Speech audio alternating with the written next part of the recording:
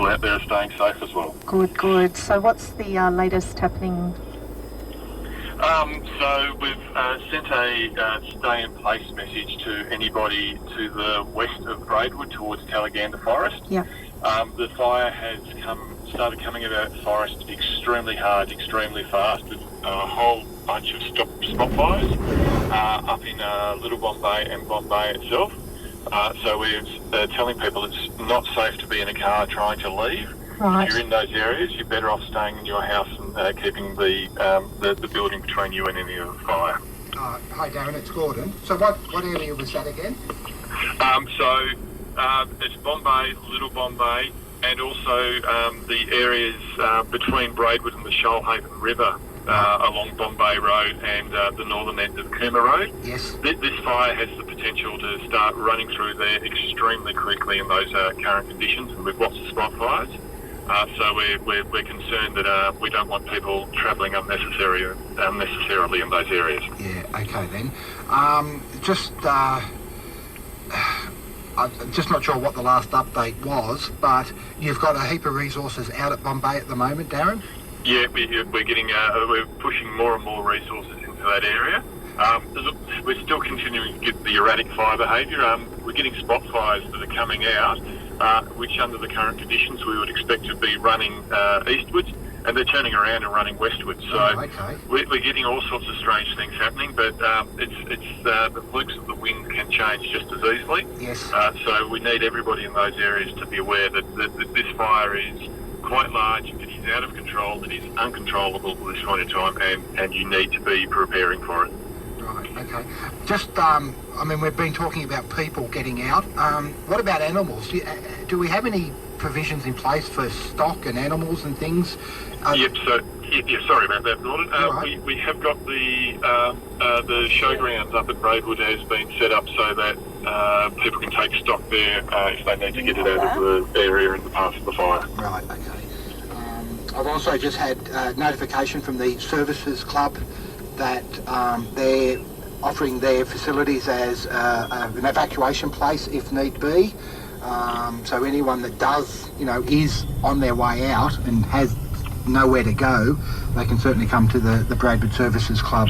The National Theatre is also being opened up. And the National Theatre, that's right, okay. Are there any other things like that we need to make mention of, Darren?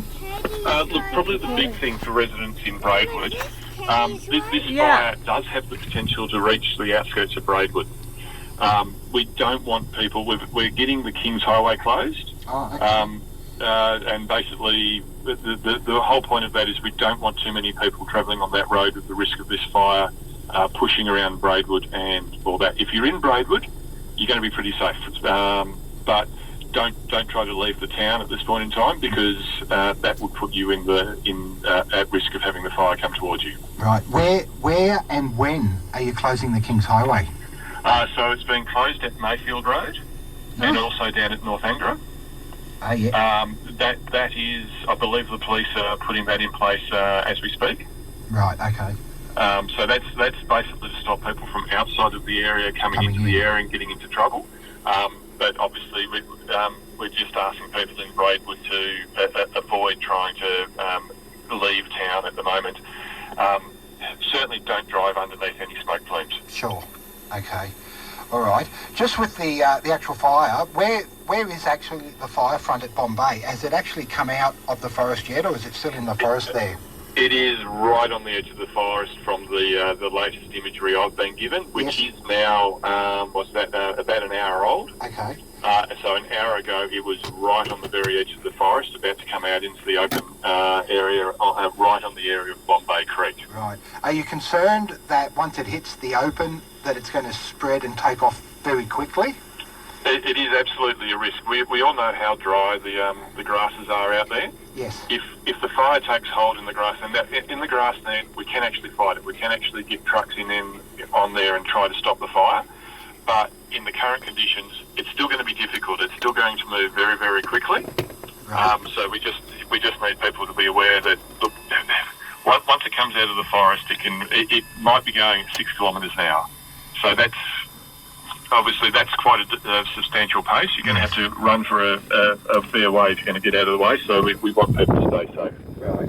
Is the weather making any problems for you out there? I see the winds are sort of fairly steady and gusting at 28, 20 kilometres an hour. Is that causing more problems out there?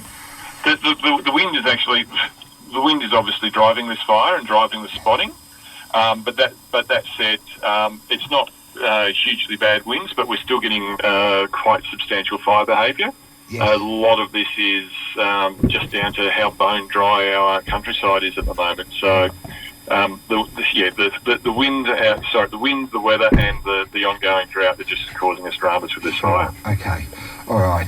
Well, I think there's a lot of important information in that, and we'll start, passing that on shortly. But I guess the main thing that's going to impact a lot of people is the closure of the King's Highway. That's certainly going to impact, a lot of people, but for safety, we understand that. Is there anything else that you need to mention, Darren? Look, I'll just put it out there again. Keep paying attention to what you guys are putting out on the radio and the Fires Near Me app and the RFS website, just to keep informed of what's happening. Yep. And look, if the smoke's blowing over you, you're in the path of the fire, so sure. You need to act based on that. Okay, then. Darren, I just wanted to ask you too, for those people that actually live in Braidwood but work in Canberra, are they going to be able to get back home tonight? Look, we would expect that conditions will ease as we go into the evening.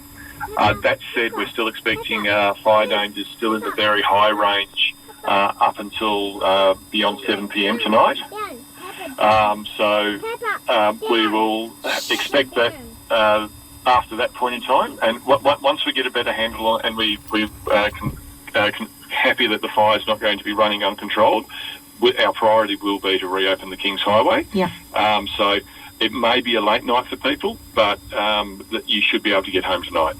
But at least they'll be safe. Yeah.